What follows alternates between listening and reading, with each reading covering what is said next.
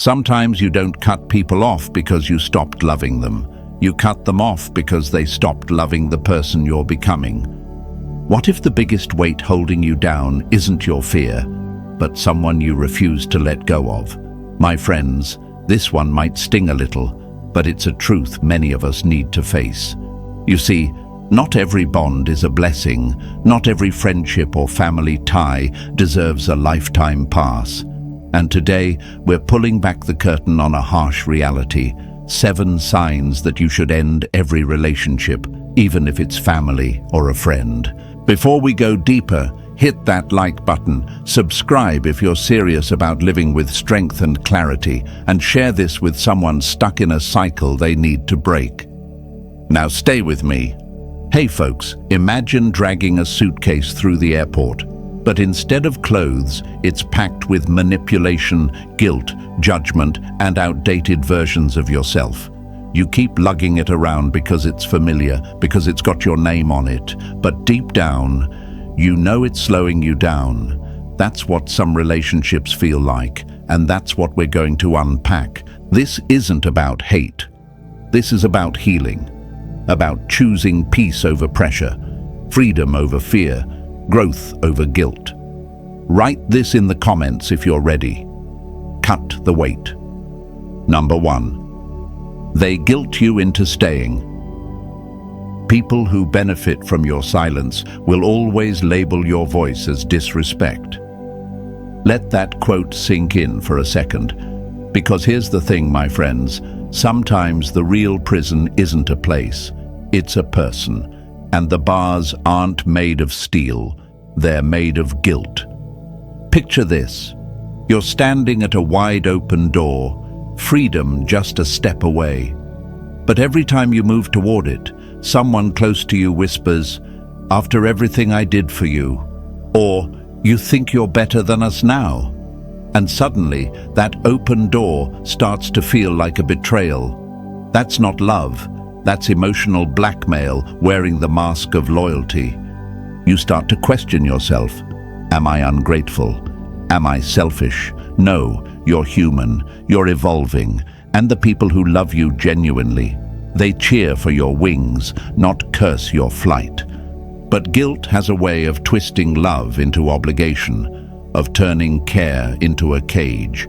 They remind you of the past, every little favor, every shared memory, as if kindness came with strings attached, as if love is something you owe them forever. And that's the trap. Because guilt is the enemy of growth. And Stoic wisdom teaches us that true relationships should be rooted in virtue and freedom, not fear and debt. Seneca said, "We suffer more often in imagination than in reality." And that's exactly what guilt does. It traps you in imagined betrayal. You think that walking away means turning your back on loyalty, on love, on your identity. But in truth, walking away from what's draining you is walking toward who you're meant to become. Let me ask you something. Would you stay in a job that paid you nothing and drained your soul just because your boss once bought you lunch 5 years ago? Of course not. So why stay in a relationship where the emotional paycheck never arrives, but the debt collector, aka guilt, keeps calling? Now here's what makes it hard. It's not just the other person, it's your own inner story. They raised me. We've been friends since childhood. They were there for me once. And yes, those things matter, but they don't give anyone a lifelong pass to mistreat you or to hold your growth hostage. This kind of guilt-based relationship is subtle. They don't scream, they sigh, they don't attack, they hint. It's fine, do what you want. I guess you don't need me anymore. And just like that, your desire to evolve gets buried under the fear of being the bad guy. But listen closely. You are not bad for choosing peace. You are not wrong for refusing to be emotionally manipulated. You are not heartless for setting yourself free. Because real love doesn't come with contracts. Real love celebrates your evolution, even if it means your paths must part. Think of a plant that's outgrown its pot. No matter how much water you give it, no matter how much sunlight, it won't thrive until it's transplanted. You're that plant. And the guilt? That's the tiny pot that used to fit but now only chokes your roots. So ask yourself, are you staying because there's still love? Or are you staying because you're afraid of the story they'll tell if you leave? Are you building your life on purpose or preserving a role you've outgrown just to avoid discomfort? Marcus Aurelius reminded us, if it is not right, do not do it. If it is not true, do not say it. The truth is, staying in guilt-driven relationships is not noble. It's not stoic. It's fear dressed as loyalty. And your life is too short to live shackled to fear. So if this resonates with you, take a deep breath and say this out loud. I'm not guilty for growing. Now write it in the comments. Show the world. Show yourself. Let it be a public declaration of your freedom, because what's coming next? Oh, it's going to hit even deeper. We're just getting started. The next sign might be hiding in plain sight, and it'll reveal why some people you love secretly fear your progress. Stay with me. Number 2, your growth makes them uncomfortable. If your evolution threatens their comfort, let it. Let's not sugarcoat it. Some people loved you better when you were broken, not because they're evil, but because your brokenness never challenged them. The moment you start healing, thinking different, walking straighter, suddenly the room gets cold. The smiles fade, the jokes turn into jabs, and you start asking yourself, what did I do wrong? But here's the truth. You didn't do anything wrong. You just started becoming someone they no longer feel superior to. Imagine a group of crabs in a bucket. One tries to climb out, and the others, they pull it back down, not out of malice, but instinct. That's what happens when your personal growth becomes a silent reminder to others that they've stayed stuck. And some folks, my friends, would rather keep you small than face their own reflection. It hurts when the people who once cheered for you now mock your progress. When the friend who used to call every day suddenly needs space the moment you set boundaries. Or when family starts saying things like, "You've changed," like it's an insult. But guess what? You have changed, and you were supposed to. Marcus Aurelius said, "Waste no more time arguing what a good man should be. Be one." And being one, it means you grow, you evolve, you step into higher standards, better routines, deeper clarity. And not everyone will come with you. Some will try to shrink you back down to the version they were comfortable with, the one who agreed, who stayed silent, who played small. But you're not here to make everyone comfortable. You're here to live with purpose, to rise. And rising will always disturb someone who chose to stay in the basement. They might say you're arrogant, that you've lost touch, but don't let their insecurity become your guilt. You're not shining too bright. They just haven't opened their eyes. You're not too distant. They've just stopped walking forward. Here's the catch. It won't feel fair. You'll remember the laughs, the long nights, the loyalty, and walking away from people you once loved. It's like tearing a page out of your own story. But some chapters need to end for the next one to begin. And sometimes the hardest thing to do is accept that your growth is the very reason they no longer clap for you. You don't owe anyone your stagnation. You don't owe anyone the old version of you just to keep them at peace. The Stoics didn't live to be accepted. They lived to be aligned. Aligned with virtue, with truth, with who they were becoming. So if this hits your chest, say it out loud. I choose growth over guilt. Then write it in the comments. Show them. Show yourself. Show the world around you that you won't shrink to fit a space you've outgrown. And stay close, because the next sign, it's going to expose something even deeper. The people who say they're listening but leave you emptier with every word. Number 3, Conversations drain you, not build you. Don't spend your words on ears that feed off your silence.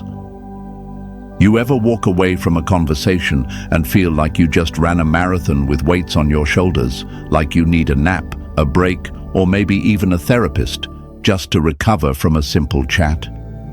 Yeah, that's not normal. That's a red flag, my friends, because words, real words, should lift you, not leave you empty.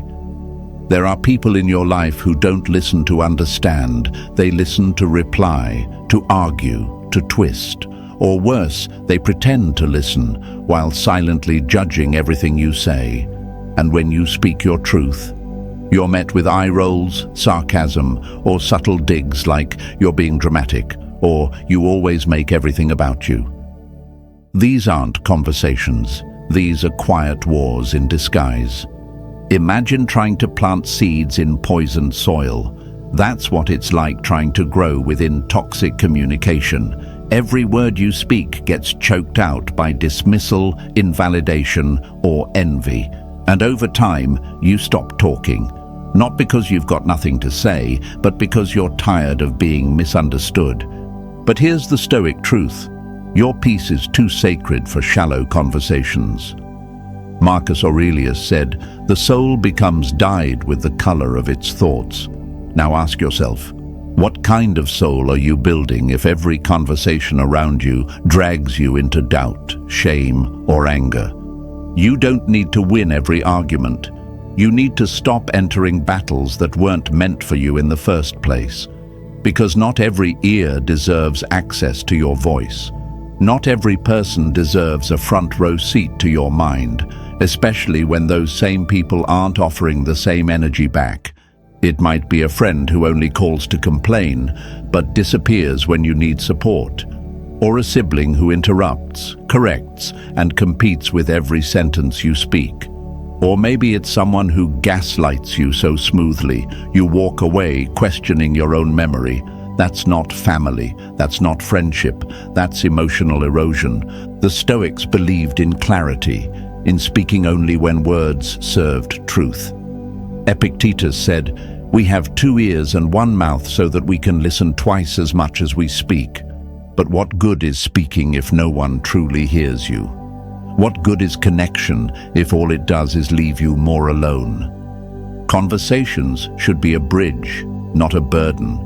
If the people around you don't offer safe space to speak, to reflect, to grow, then it might be time to step back, not in anger, but in wisdom. So if this feels familiar, say it now. I protect my peace. And write it in the comments. Let it be known. Let it be a boundary. Let it be your line in the sand. Because up next, we're going even deeper, to a sign that hits your soul where it hurts most. When the people you care about trample over the very values that define who you are. Stay with me. Number 4, they disrespect your boundaries and values. If someone keeps crossing the line, it's not a mistake, it's a message. Let's get real, folks. Respect isn't just about saying please and thank you. It's about recognizing your space, your standards, your no's. And when someone constantly steps over the boundaries you've set, what they're really saying is, I don't care what matters to you. I care about what's convenient for me. Now imagine this. You build a fence around your garden, not to keep people out, but to protect what you've worked hard to grow. But someone, maybe a friend, maybe even a family member, keeps climbing over it, again and again. And every time you ask them to stop, they smile and say, "Relax, I didn't mean anything by it." That's not harmless. That's blatant disrespect. They know what you've asked for, they just don't value it. And it's not just about boundaries, it's about your core values, the things that shape who you are. Maybe you've chosen to live with honesty, but they lie like it's casual. Maybe you're working on self-control, but they pressure you to go back to old habits. Or maybe you've drawn a line around your time, your energy, your peace, and they treat those things like they're up for grabs. Epictetus once said, "Know first who you are, and then adorn yourself accordingly." But how can you live in alignment with who you are when someone else keeps trying to rewrite your code? It's not always loud. Sometimes it's the subtle jokes when you say no, the guilt tripping when you choose yourself, the constant testing of your limits just to see how far they can push before you break. That's not love, that's control, that's ego, that's a violation wrapped in fake affection. And let's be honest, it's hard to walk away from people who've been in your life for years, even when they've turned your values into a punchline. You want to believe they'll change, that if you just explain it better, they'll get it. But my friends, people who respect you don't need reminders. They honor your boundaries the first time. You're not difficult for having standards. You're not cold for protecting your space. You're not selfish for saying, this is what I need to feel safe, respected, and whole. That's called self-respect, and the Stoics held it as sacred. Seneca said, associate with people who are likely to improve you. So here's the real question. Are they helping you rise, or constantly pulling you back into versions of yourself you've outgrown? If they ignore your boundaries, dismiss your values, and pressure your peace, it's time to choose you. Not with drama, not with rage, but with clarity. Say it now. I honor my boundaries. And write it in the comments. Speak it into existence. Let the world know your space is sacred, and stay with me, because in the next part, we'll talk about one of the most sneaky traps of all, the ones who say they love you, but keep you tied to the person you used to be. Number 5. They keep you tied to the past. They miss the old you, not because they loved that version more, but because that version didn't threaten their comfort. Some people aren't in love with who you are, they're in love with who you used to be. The one who didn't question things, the one who laughed at every joke, even when it cut deep. The one who said yes, just to keep the peace. The one who didn't yet know their worth. And now that you've grown, reflected, evolved, suddenly they say, you've changed, like it's a crime. Let's get one thing straight, my friends. Changing isn't betrayal. Staying stuck is. Imagine trying to run a marathon with a bungee cord tied around your waist. Every time you push forward, someone yanks you back. That's what it feels like when people keep dragging you into your past. They don't do it directly. Oh no, they do it with jokes, with reminders, with don't forget where you came from. But behind those words is a quiet fear. They no longer know how to control you. It's subtle, but deadly. You bring up new goals. They say, you're not that guy. You speak with confidence. They call it ego. You try to level up. They say, don't forget who was there before you got too good for us. These aren't reminders of love. They're chains disguised as memories. Marcus Aurelius said, you have power over your mind, not outside events. Realize this, and you will find strength. But how do you realize your strength when people keep rereading old chapters of your life and trying to shove you back into them? You start to second-guess yourself. Maybe you are too different. Maybe you're losing your roots. Maybe it's you who's the problem. No. The truth? You're just outgrowing a container that was never meant to hold your full potential. Growth demands movement. Movement disrupts comfort. And not everyone around you is ready to move. And here's the hard part. It might be someone you love deeply, a best friend, a parent, someone who helped shape your past but refuses to accept your future. That's where the pain hits. You're loyal, you're grateful.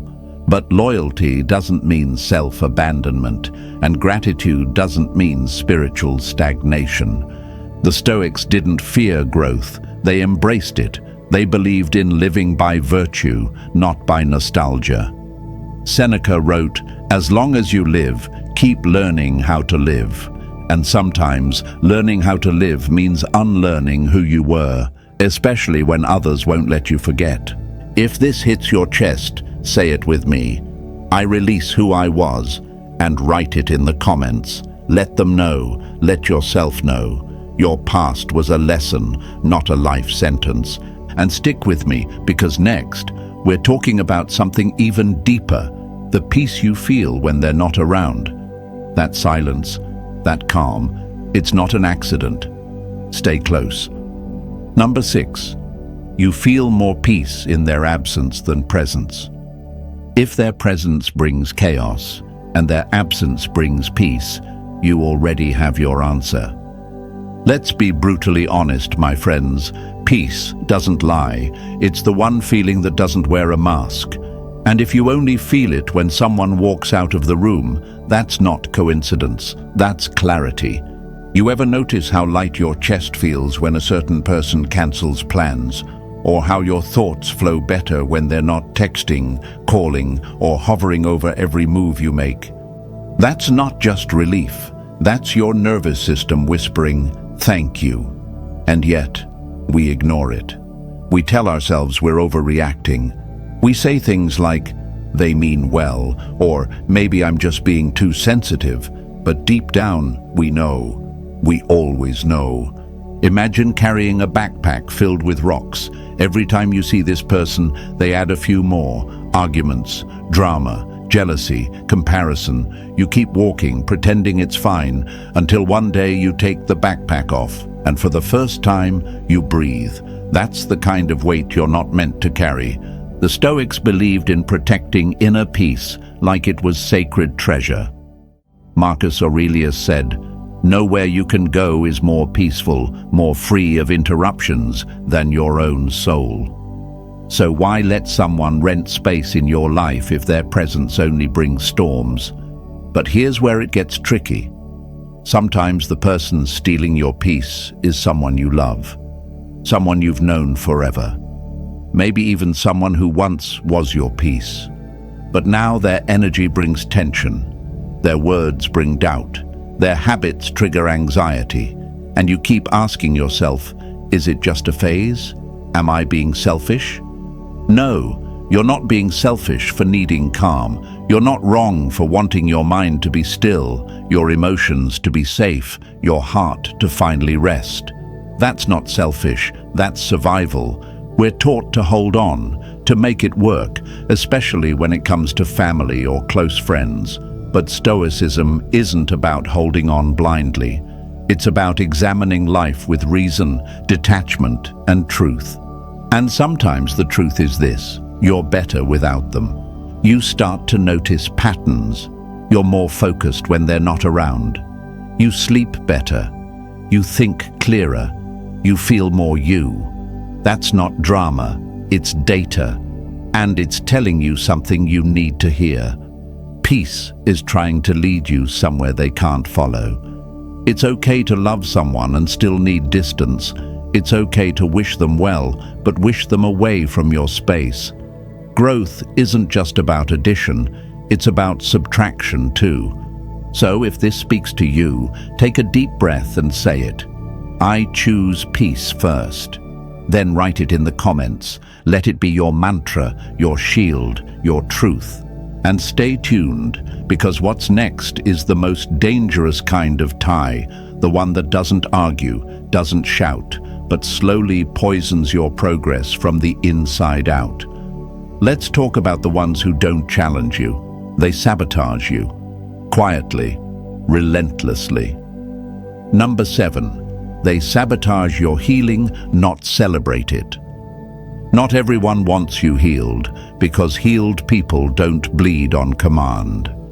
Here's a bitter truth, my friends. Not everyone claps when you get better. Some people preferred you broken. They liked you confused. They liked you doubting yourself, depending on them, shrinking just enough to fit inside the small space they carved out for you. And the moment you start healing, really healing, they get uncomfortable. Not because you're doing something wrong, but because you're finally doing something right. Healing is loud without saying a word. Your silence starts speaking volumes. Your boundaries become barricades. Your peace becomes power. And that power, It exposes people who were never in your corner to begin with. Imagine standing up in a dark room. You light a candle, just one, and instantly the shadows shift. The people who were comfortable in your darkness, they squint, flinch, complain. Why are you acting different? You think you're better than us? No, you're not better, you're just brighter, and people who benefit from your darkness will always resent your light. The Stoics were clear, healing isn't a luxury, it's a duty. Epictetus said, "First say to yourself what you would be, and then do what you have to do."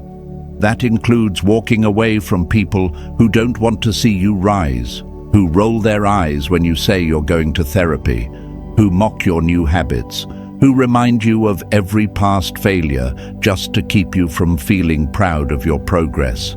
That's not love, that's sabotage wearing a smile. And here's what hurts most. They're not always obvious. These people don't attack you, they slowly erode you. Backhanded compliments, convenient forgetfulness when it comes to your boundaries, casual cruelty masked as just joking, and every time you take a step forward, they pull you 2 steps back with guilt, manipulation, or silence. Why? Because healed, you doesn't need their approval anymore. Healed, you stops asking for permission. Healed, you walks with purpose. And people who control you by your wounds, they can't stand the version of you that stops bleeding for them. This is where Stoicism shines. It teaches us that no external influence, no person, no past, no pressure should be allowed to dictate the state of your soul. Marcus Aurelius wrote, "You have power over your mind, not outside events. Realize this, and you will find strength." So realize this. Healing is your birthright, not your betrayal. You owe no one your suffering. And if someone can't handle your healing, it's not your job to slow down. It's your job to walk away. If this resonated, say it out loud right now. I protect my healing. Write it in the comments. Let it echo across every screen, every feed. Let the people who underestimated your rise see what resilience really looks like. And if this video lit a fire in you, don't stop here. Press the like button, subscribe to this channel, and share this with someone who's trapped in a bond they need to break. Because you never know. Your courage to heal might give someone else permission to start.